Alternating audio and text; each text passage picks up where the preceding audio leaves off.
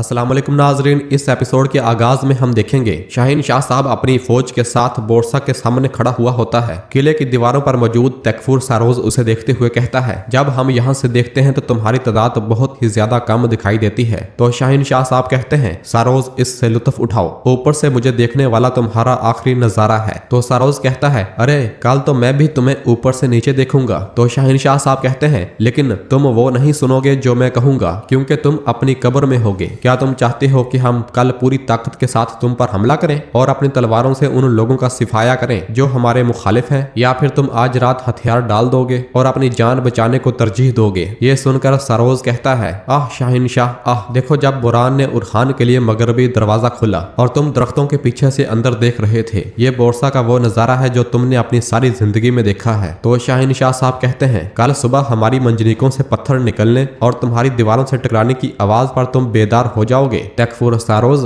यकीनन अगर तुम रात को सोते हो। तो जवाबन सारोज कहता है, ये नहीं होगा, ये बिल्कुल भी नहीं होगा, हमें नींद नहीं आएगी, क्योंकि हम अपने कमांडरों से बहस करेंगे कि ये कौन से कबाइल हैं। हम तुम में से हर एक का सार उनके पास भेजेंगे। ये सुनकर शाहीन शाह साहब कहते हैं, यहाँ तक मेरा ताल्लुक है, मैं अजनीक, अजमीत और कुस्तुनतुनिया के लिए इबरत बनाने के लिए तुम्हारा सार अपने घोड़े की जैन के साथ थैले में रखूंगा। ये कहते साथ ही शाहीन शाह साहब वहां से वापस लौट जाते हैं। जबकि दूसरी जानब जंगल में हम देखते हैं कि खुफिया रास्ते से बाजंतीनी दस्ता सगोत जाने के लिए सुरंग से निकल रहा होता है, जबकि दुमरुल भी उसी सुरंग से बाहर आता है। और इसके बाद रात को हम देखते हैं कि उरहान साहब नीलोफर और अपने साथियों के साथ जंगल में एक जगह आग जलाए बैठा हुआ होता है। नीलोफर उरहान से कहती है, वो हम पर हर तरफ से हमला कर रहे हैं। उरहान, ये कौन लोग हैं जो हम पर हमला कर रहे हैं? तो उरहान साहब कहते हैं, ये तैकफुर सरोज के आदमियों के अलावा और कोई नहीं है। वो जो भी कर सकता है वो करने में हिचकिचाहट महसूस नहीं करता। यह सुनकर नीलोफर कहती है, तुम्हारे कबीले से निकाले जाने का क्या होगा? तो उरहान कहता है, हम सिर्फ जलावतन हुए हैं नीलोफर, गद्दारी का इल्जाम नहीं लगा। जबकि करीब ही में बुरान, जरकुतै और बाकी सिपाही भी आग लगाए एक जगह बैठे होते हैं। खलील अपने बेटे का जूता उठाए बहुत ज्यादा गमगीन और परेशान बैठा हुआ होता है। पालाबान कहता है, ओह भूख से मेरा पेट मेरी पीठ के साथ लग गया है, ये लोग कहाँ रह गए हैं? तो जरकुतै कहता है, वो अब एक शानदार शिकार लेकर आएंगे। तो बालाबान कहता है, तब तक मैं भूख से न मरूं तो अच्छा होगा। कुछ ही देर के बाद अब्दुर्रहमान और कंतराली शिकार लिए वहां पर पहुंच आते हैं। कंतराली कहता है, बालाबान फजूल बातें करने की बजाय ये पका लो। तो बालाबान एकदम से शिकार की सफाई करना शुरू हो जाता है। और फिर हलीमा इधर दरसून से कहती है, क्योंकि तुम हमारे पीछे आए हो, तुम्हें आग जलानी चाहिए। तो कंतराली कहता है, जो ताकत के साथ तलवार चलाता है उसके अंदर आग भड़कती है, लकड़ियां डालो जब तक के गोश्त अच्छी तरह पक ना जाए। और फिर बुरान उन दोनों से कहता है, अच्छा हुआ कि तुम आगे, वरना हम बालाबान के रहमो करम पर रहते, हमारा हाल अफसोसनाक होता है ना जरकुतै? तो जरकुतै कहता है, मुझे ये बात समझ नहीं आई, शिकार अब नहीं होगा, उसे साफ करके पकाया जाएगा और इसके बाद मेरे सामने पेश कर दिया जाएगा। तो बालाबान कहता है, आज मुझे जो धचका लगा है उसने मुझे नहीं मारा, बल्कि आपके अल्फाज मुझे मार रहे हैं। तो अब्दुर्रहमान कहता है, चलो चलो, क्या हम तुम्हारा इंतजार करते रहेंगे? जल्दी पकाओ वरना हम इसे कच्चा खा लेंगे। वो अभी आपस में ऐसी बातों पर मसरूफ ही होते हैं कि बुरान को एहसास होता है कि खलील बिल्कुल खामोश बैठा हुआ है। वो जरकुतै को इशारा करता है तो जरकुतै खलील को हौसला देता है और कहता है, क्या तुम अपने बेटे के बारे में सोच रहे हो? तो खलील कहता है, कई साल गुजर गए, कोई दिन ऐसा नहीं गुजरा कि मैं उसके बारे में ना सोचूं। मेरा दर्द कम नहीं हो रहा और ना ही मेरे दिल को सुकून मिला है। उसकी याद आज भी मेरे जहन में उतनी ही जिंदा है जितनी कल थी। ये कहते साथ ही खलील उस लम्हे को याद करता है जब वो दरख्त के साथ बंधा हुआ था। आसपास लाशों के ढेर लगे हुए थे। बाजंतीनी, उसकी बीवी और बच्चे पर हमलावर थे। ये सब देखकर वो चिल्लाते हुए कह रहा था, आयशा मेरा बेटा, छोड़ दो मेरे बेटे को, छोड़ दो मेरी बीवी को। आयशा अपने एक हाथ में बच्चे को उठाए जबकि दूसरे हाथ से लड़ रही थी। कुछ देर के मज़ाहमत के बाद ही एक बाजंतीनी सिपाही ने आयशा की कोख में अपनी तलवार घोंप दी थी और वो जमीन पर गिरी थी। बाजंतीनी ने बच्चा उसे छीन लिया था और वो उसे लेकर वहां से चले गए थे, जबकि खलील पीछे से चिल्लाता ही रह गया था। और जमीन पर पड़ी उसकी जख्मी बीवी ने कहा था, खलील हमारा बच्चा।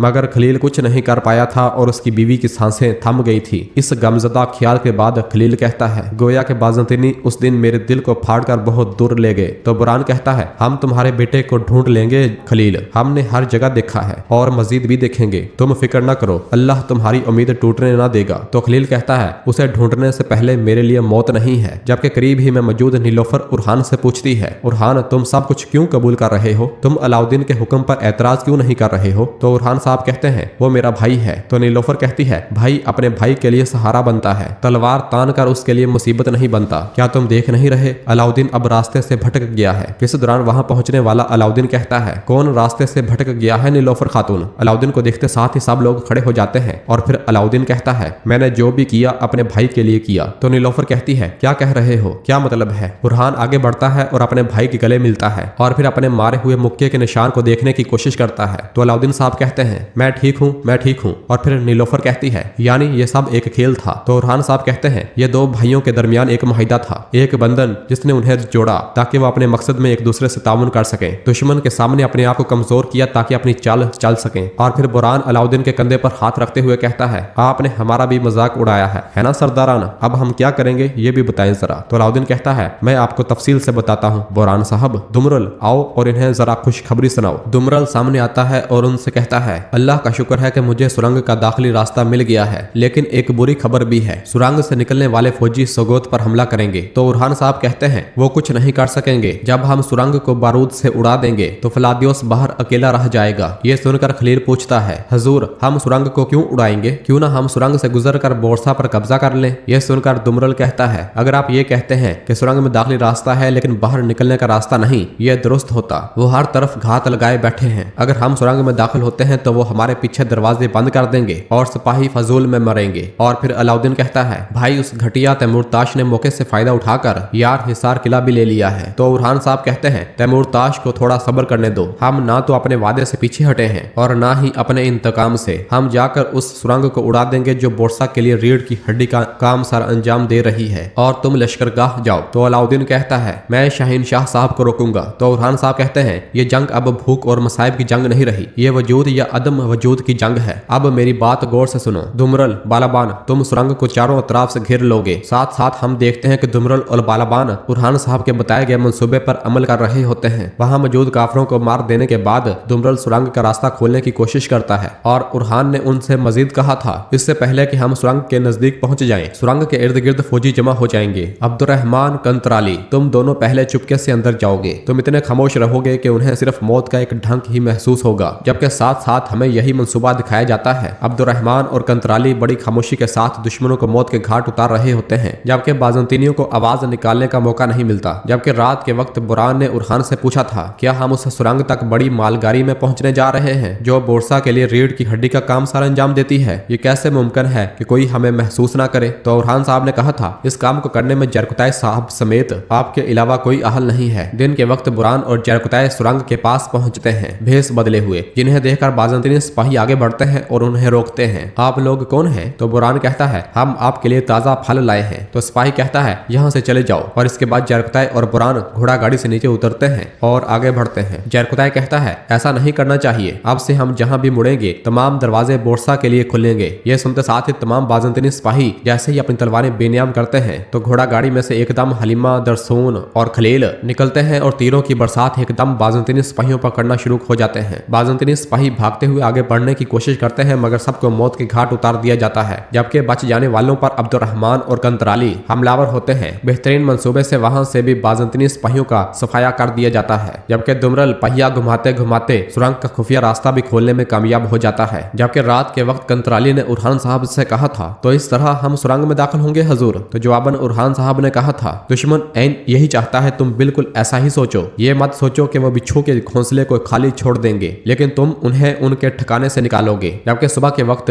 वो घास भूस को आग लगाकर सुरंग के अंदर फेंक देते हैं, जिसकी वजह से वहां धुआं ही धुआं फैलना शुरू हो जाता है और वहां पर मौजूद सिपाही बाहर की जानब भागते हैं, जबकि बाहर मौत उनका इंतजार कर रही होती है। सब उन पर टूट पड़ने के लिए बिल्कुल तैयार खड़े होते हैं। धुआं बर्दाश्त करते करते वो जैसे ही बाहर आते हैं तलवारों से काट दिए जाते हैं। कुछ की खोपड़ियां कुल्हाड़े से खोल दी जाती हैं और कुछ को छलनी छलनी कर दिया जाता है। जो तलवारें और कुल्हाड़ों से बचता है तीरों से मार दिया जाता है। दर्जनों बाजंतीनी सिपाही होते हैं मगर बिल्कुल डरे और सहमे हुए, उनके औसान खता हो चुके होते हैं। बालाबान और दुमरल भी उन्हें मौत के घाट उतार रहे होते हैं। तमाम काफरों के मार जाने के बाद बुरहान साहब वहां पहुंचते हैं और कहते हैं, शाबाश मेरे बहादुरों, यूनानी आपको सुरंग में ले जाओ। इस शैतानी खोपड़ी पर काई मोहर लगाने का वक्त आ गया है। यह सुनते साथ ही सिपाही बारूद वाले ड्रम लेकर सुरंग की जानब रवाना होते हैं, जबकि अंदर बोरसा किले में सारोज आगे बढ़ते हुए कहता है, सोगोत फलादियोस के शिकंजे में है, शहनशाह भी हमारी मुट्ठी में आ गिरेगा। हम उन्हें कई गुना बड़ी शिकस्त का मजा चखाएंगे जो हमने बुरहान को चखाई थी। इसी लम्हे एक सिपाही भागता भागता आता है और कहता है, जनाब तुर्क आ रहे हैं, उन्हें सुरंग मिल गई है। यह सुनकर सारोज गुस्से से पागल हो जाता है और कहता है, लानत हो लानत हो बुरहान, मैं तुम्हें इस सुरंग में जिंदा दफन कर दूंगा। और इसके बाद वो अपनी तलवार मियान से निकालता है और भाग पड़ता है। जबकि सुरंग में उरहान साहब के सिपाही बड़ी मकदार में बारूद पहुंचा देते हैं। हलीमा बारूद को फैला रही होती है, जबकि दूसरी जानब से सरोज आगे बढ़ते हुए कहता है, दौड़ो दौड़ो, उन्हें आगे बढ़ने की इजाजत न देना। उनकी आवाजें सुनकर हलीमा कहती है, वो आ रहे हैं, जल्दी करो, शाबाश। ये कहते साथ ही वो दरसून के साथ वहां से भाग पड़ती है और बाहर आने के बाद उरहान से कहती है, भाई वो आ रहे हैं। यह सुनते साथ ही उरहान साहब मशल सुरंग के अंदर फेंक देता है। आग तेजी के साथ बारूद वाले ड्रमों की जानब बढ़ना शुरू हो जाती है। उरहान साहब अपने साथियों के साथ तेजी के साथ दूर भागता है, जबकि दूसरी जानब से गुस्से से पागल तैकफुर सारोज आगे बाहर की जानब बढ़ता ही चला आ रहा होता है। वो अभी ड्रमों के पास पहुंचता ही है कि एक जोरदार धमाका होता है। सुरंग उड़कर रह जाती है, बाहर पत्थर दूर दूर तक जा गिरते हैं। जबकि इसके बाद अगले मंजर में हम देखते हैं कि उरहान साहब अपने साथियों के साथ आगे बढ़ रहा होता है और कहता है, सरहद की इस लकीर तक पहुंचने के लिए सिर्फ एक कदम बाकी रह गया है, जो मेरे बाबा खींचना चाहते थे। और फिर बुरान और जयकुतै से कहते हैं कि आप दोनों सगोत जाएंगे, फिलादियोस बाहर है, जरा मालूम करते हैं कि वो कहाँ है। और फिर इसके बाद हलीमा, दरसून और नीलोफर से कहते हैं, आप तीनों कबीले वापस जाओ, खलील हम करारगाह जा रहे हैं। ये कहते साथ ही वो सब वहां से अपनी अपने मंजिल की जानब रवाना होते हैं।